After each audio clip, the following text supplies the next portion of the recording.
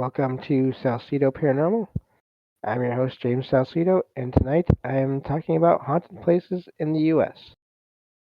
As always, you can find all episodes of the show along with links to social media, ways to listen, and ways to support the show at the website, and that is salsidoparanormal.com. That's SALSIDO paranormal.com. And you can support the show in many different ways. You can find, what am I talking about here? Find the Patreon page. There we go. And well, that's not the first thing, but anyway, let's go with it. Sign up there to get all the extra content that is available there for as little as $1 a month. You can also share the show with others and rate and review it on your favorite podcast platform. That's what I should have said to start with there. And you can also check out the merchandise store and get all kinds of amazing shirts and other items with designs from friends of the show. And please check out the links to friends of the show. Oh, also, support is never expected but always appreciated, as there are expenses in making these shows. I must be getting tired again. Anyway, um, please check out the links in every episode description for friends of the show. That would be, of course, Jen, the Arcane Observer, who has her own channel and is the co-host of this show on Saturdays, and Michael Strange of Trouble Minds Radio and the Trouble Minds Radio Network, KUAP, where you can find all kinds of amazing shows, as well as my own, playing 24/7. And so we are talking about haunted places in the U.S. tonight.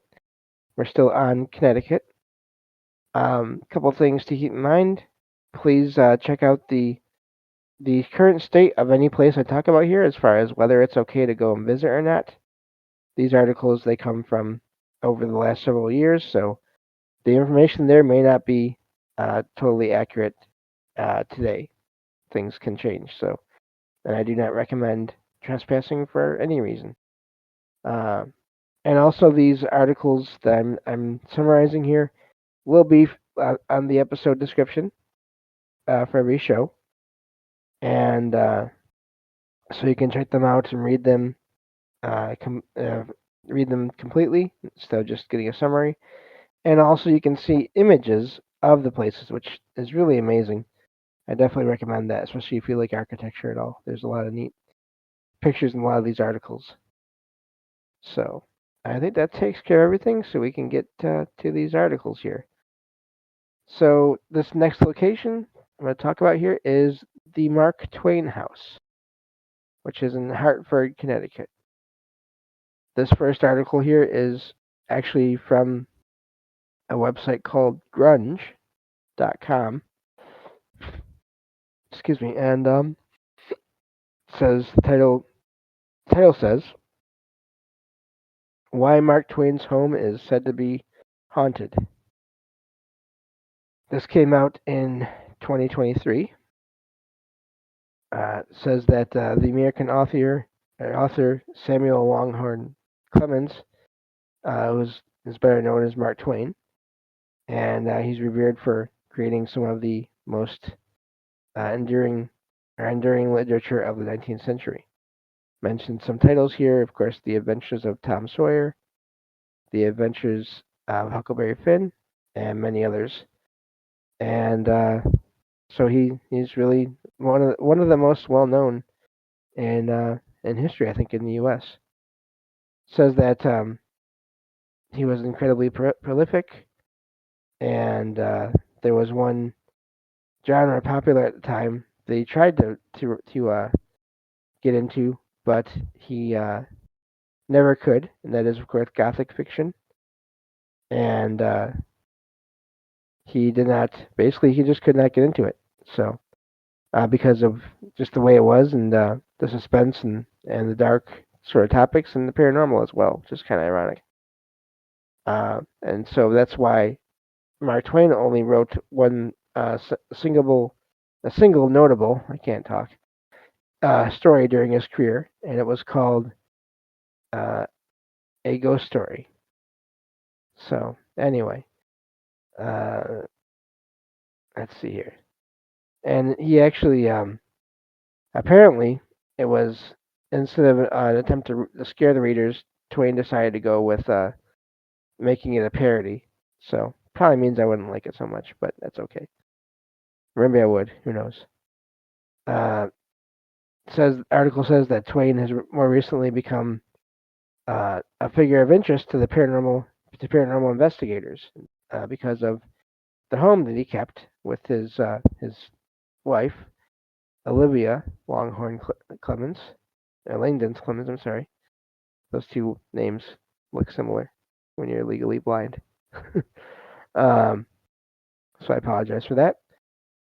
So they owned the home, or they were in the home between 1874 and 1891. Says that in recent years there's been um, paranormal events witnessed by visitors to the house, which is now a tourist attraction because of that, and because of course, Mark Twain. And so tours of the place have become really popular. It says here in the article, Mark Twain settled in Hartford, Connecticut, partly to take advantage of the area's wealthy literary society, but also for the outstanding natural beauty of the area. Uh, so Twain and his wife uh, raised their three children, their three daughters, Olivia Susan, known affectionately as Susie, uh, who was born in 1872, Clara, who was born in 1874, and Jean, born in 1880. There was a son, uh, born in 1870, but he passed away due to an illness there not long after he was born. Says that after, let's see here. So after the tragic death of the son, Susie was doted upon there, according to the article. Says that despite the loss, the family was happy there overall, and it was the place where Twain wrote some of his best loved work, including Huckleberry Finn and A Connecticut Yankee in King Arthur's Court. So it says that illness among the children eventually um, made it a sad place as well. Uh, and Jean was diagnosed with epilepsy in 1896 and prevented her from enjoying the nature and wildlife of the area. So uh, there's more on the history of the family and when they passed and all these things, but it's kind of dark, so we won't go into that so much. Says that today the home in Hartford is let's see here. I lost my spot. So it's known as the Mark Twain House, a museum, and which attracts nearly 100,000 visitors per year. I always wonder about that. Does that cause activity? Again, going back to this idea that even if there is no activity in the place beforehand, or just very little, how much gets generated because of just again 100,000 visitors per year? People going there being told about experiences, and then through our own energy and thoughts, and sort of in some cases even hoping to have an experience, people manifest one. It says that the place is also well known for paranormal activity. Uh, According to a book uh, detailing ghostly encounters at the home, um, and this is a book by Steve Courtney. Courtney. The title is "We Shall Have Them with Us Always." People have reported smelling cigar smoke in various rooms of the house, which today is no smoking. Some say that this is a manifestation of Twain's own smoking habit. Now, of course, I have to point out, sometimes from what I've heard, certain types of wood can retain the scent of things and then release it over time. From what I've heard, I don't know how that works exactly, but just something to keep in mind. Not that there aren't reports of people encountering sense like this, but just to keep in mind what possibilities there. Also says that during, let's see here. So yeah, so Twain smoked a lot of cigars in this time. Says that objects have also been reported to move around on their own in the house. Visitors have also reported sightings of a woman in a white Victorian nightgown walking from room to room. The figure is believed by some to be that of Susie, who passed away when she was in her early 20s, and it has attracted ghost hunters looking for evidence, of course, of paranormal activity.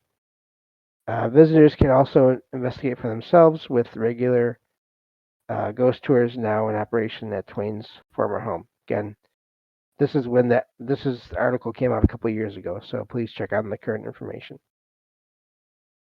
So that's it from that article, and move on to the second one here.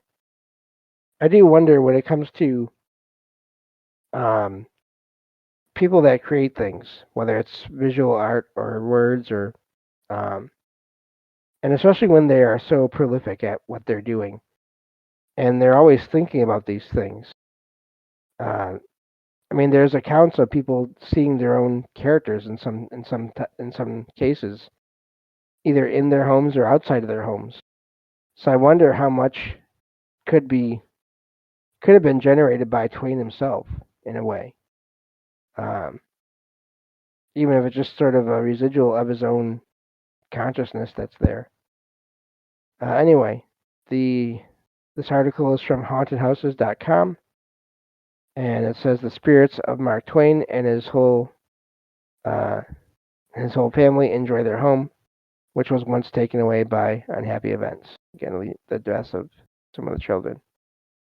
So apparently it is a mansion, and it was the dream home of the Clemens family. And it's 11,500 square feet, included 25 rooms on 3 floors. It says the exterior was built in the Victorian Gothic Revival style with steep pitched roof and a bay window layout. And the inside, it says the plans called for several bathrooms with hot and cold running water, which would have been, and even flush toilets, which, again, when they first came out, would have been extremely expensive. It says that at least one of the bathrooms had a shower. The mansion, it says, was lit by gaslight, and heat was provided by ductwork that brought warm air from basement furnaces. It says that the family also had a battery-operated burglar alarm system. That's amazing. And an annunciator bell used to call the servants. So it says in 1878, Twain invested in an early model telephone and put it in the kitchen. So it says in 1881, the inside of the house's public spaces and grand entry hall were decorated by Louis C. Tiffany and Co., associated artists. So it talks about more about that these designers were hired to use their ideas and talents to make designs representing different parts of the world and places where they had been and studied. So this is getting a little bit too deep into the weeds as far as design and architecture, things that I don't really know much about here. So we'll leave that for you all to check out on your own. So, but it says that the second floor was where the master bedroom was, and the children's nursery, and the girls' rooms, the daughters' rooms, and the schoolroom. They had a schoolroom as well. The third floor was Mark Twain's private section, room, or wing, it says. And it says it's where he wrote and played billiards and entertained male guests. And so that's the purpose of the third floor there. It says that visitors could tour the home. It's getting harder to do words. And of course, it talks about they have a virtual tour on their website. um, so it says that there were two federal grants from Save Our Treasures, which totaled $3 million. The basically the place was uh, restored. Different parts of the place were restored to make it look more like it had been before. So this article here, that's near the end of the section of the on the architecture and the pictures. I mean the design. So let's see here. It says that Mark Twain was born, of course, Samuel Clemens, in let's see here, and I thought it said the date, but maybe it didn't. Anyway, so it talks about the family and their names and everything, and says that while uh, Samuel and Olivia went to Europe, construction on the dream home started in August of 1873. And when they got back, when they moved in to the new mansion, it was in 1874, but there was still a lot of work that had to be done. But when it was finally finished, the family, especially Olivia, simply loved it. And so let's see here. Talks about of course, the terrible tragedies that happened with their children becoming ill and or passing away, and also financial concerns as well. So eventually, they decided to sell their home. The first article didn't talk about that because it triggered too many memories of their daughter who had died while they were still there. So the new owner talks about the new owners, and this is, let's see here, going on here. It says that talks about the different owners and then about the history of the place as well. There was a restoration later on as well, and looking at the article here. So, in 1955, Clara Clemens, there was restoration that started, but not until 1955. But Clara Clemens actually donated objects to be used in the house when the museum opened, and these are personal furniture and other things that she had kept from the family. And the restoration was opened. I'm sorry, while the restoration was happening, the first floor was opened in the 1960s to help raise funds, and it was made a National Historic Landmark in 1963. So let's get to the. So here we go. So it says that people that have.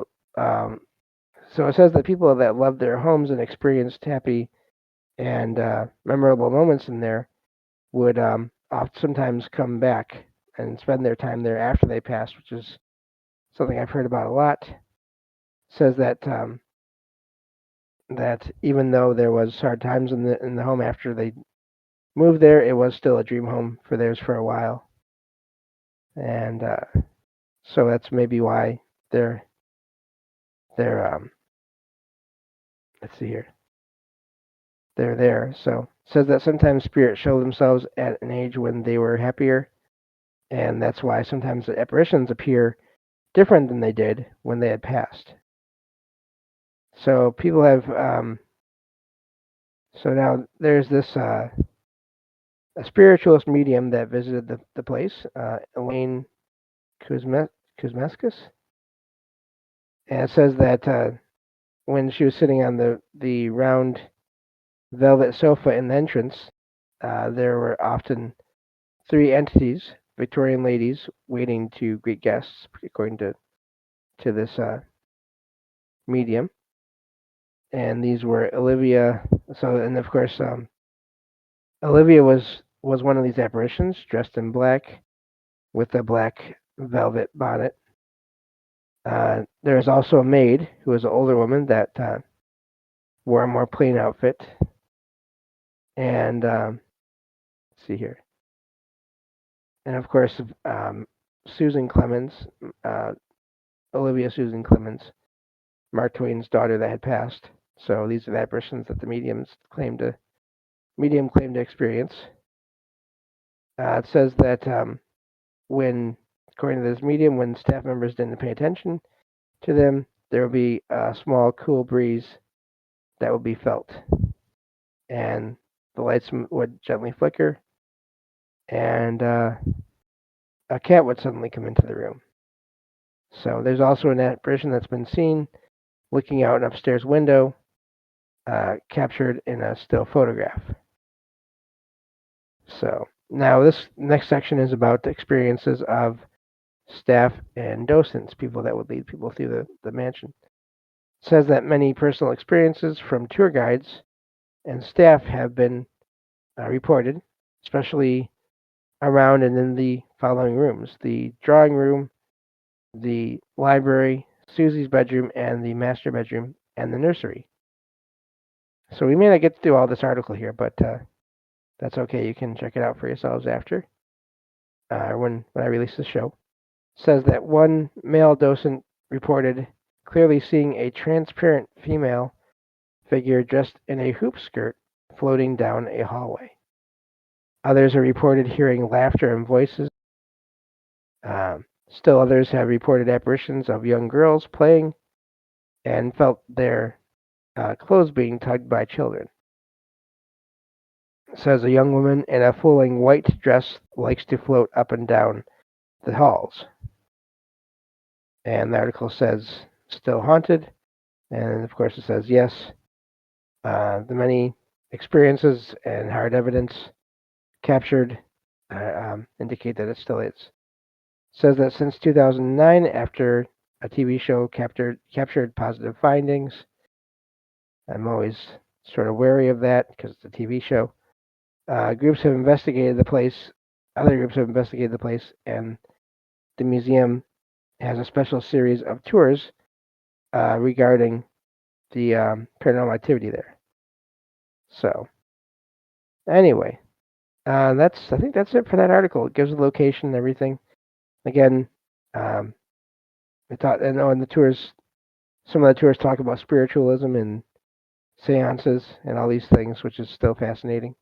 And some of the findings of paranormal investigations considered in the mansion also as well. But yeah, so that's gonna do it for that. We are out of time basically.